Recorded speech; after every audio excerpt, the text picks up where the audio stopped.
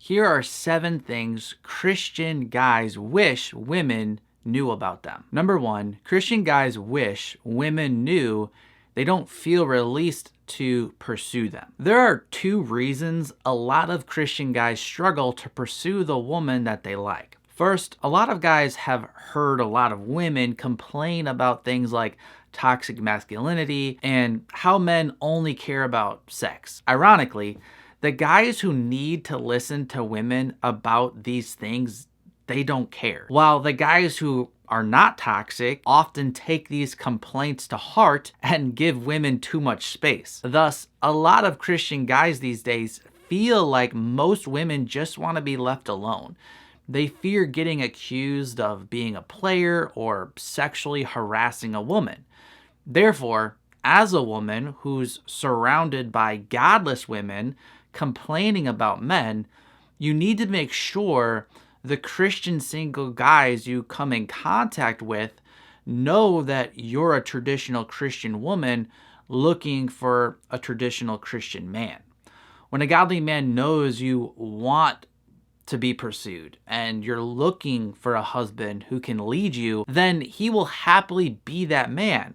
But if he likes you, he may still avoid you because he may think you're a modern woman who hates traditional masculinity. The second reason a lot of guys struggle to pursue a woman is that they're trying to figure out if God wants them to pursue her or not. If you're a woman, you can help him in this area first by giving him time. Don't push him away because he's not pursuing you as quickly as you want. He may be trying to just make sure this is God's will. Also, you can help him know this is God's will by being inviting.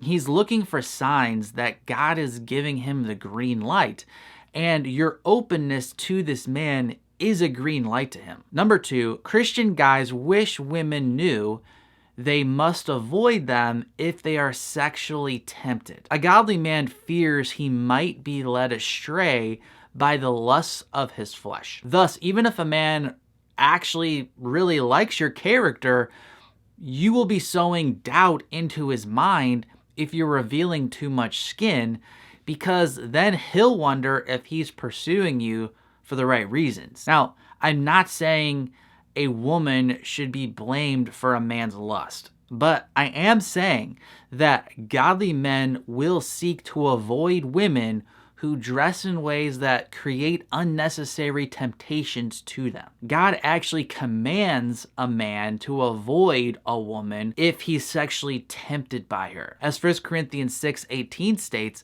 flee from sexual immorality. And of course, that would go for the other way around as well, but we're talking about this from the male perspective.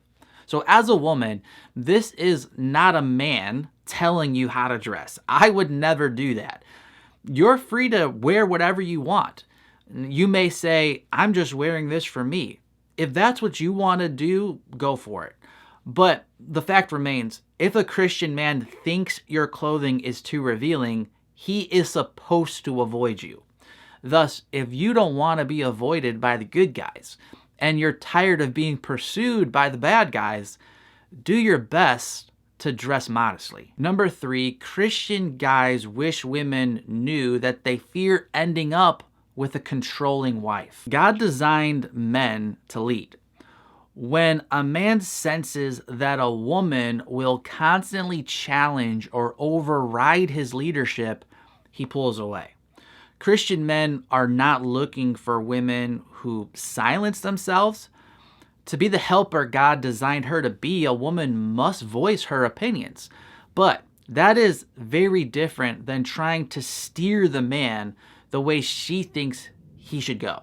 Modern women want a man who provides and sacrifices, but they don't want to submit to or respect a man. A godly man wants to provide and sacrifice for a woman, but he also wants to be respected by her too. Thus, as a woman, you have to learn how to disagree respectfully. You have to learn how to express your desires without demanding them. A good man wants to bless you. You won't need to force him. And if you do try to force him, you won't succeed anyway because a godly man isn't going to stay with a controlling woman. He will avoid you. Number 4, Christian guys wish women knew how powerful their words of encouragement are. Many men are silently fighting battles you'll never see. They feel pressure to lead, provide, protect, and live righteously, all while hiding their insecurities.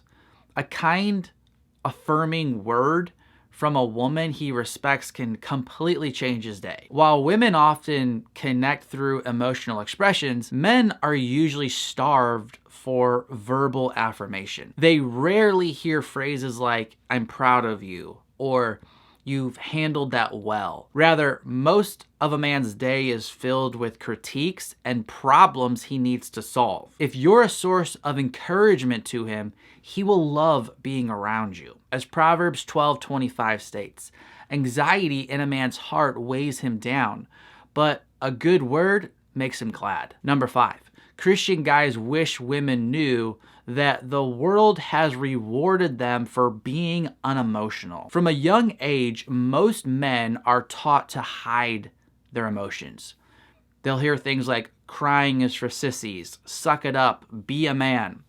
Society praises the stoic, unshakable man, but punishes emotional vulnerability. Over time, many men associate emotional expressions with weakness.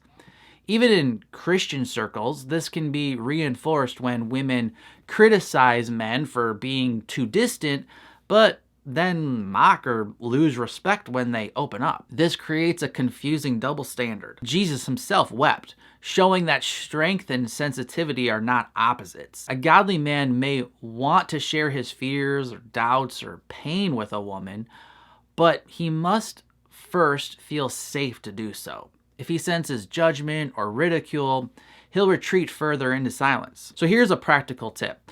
When he does share something vulnerable, don't offer solutions. Just listen and offer him comfort. You can ask him questions about what he thinks he should do, but don't give him counsel until he specifically asks for it.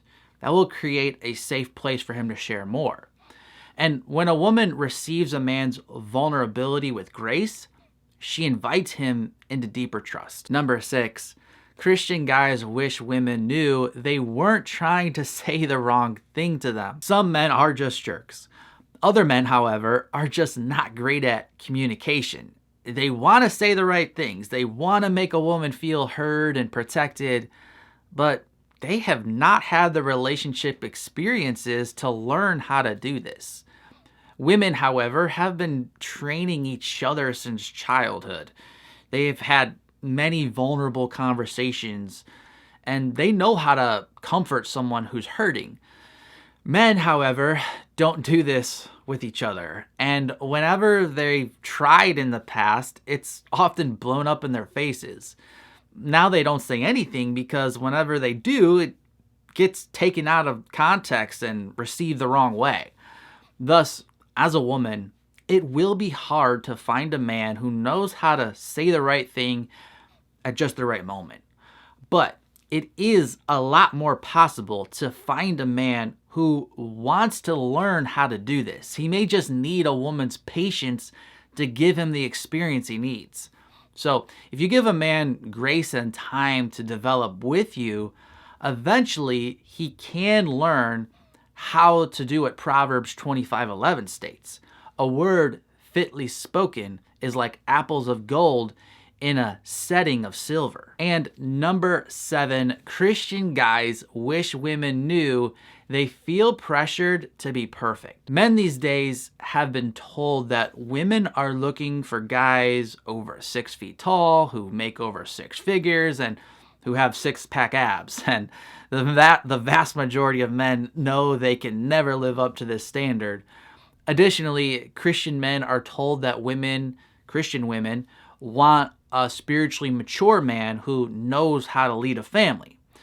While a godly man will seek to be spiritually mature, he also knows his own failures. He knows he'll never be the perfect man he wishes he was for the woman that he loves. Thus, while a godly man will seek to develop as much as he can, he'll also know he needs a woman who's ready to give him grace. For only grace can make two imperfect people strong enough to love each other for a lifetime. You can help a man lead well by showing him that you will love him even when he's imperfect. And if you're a Christian single woman who wants to be pursued into marriage by a strong, godly man, my newest book is for you.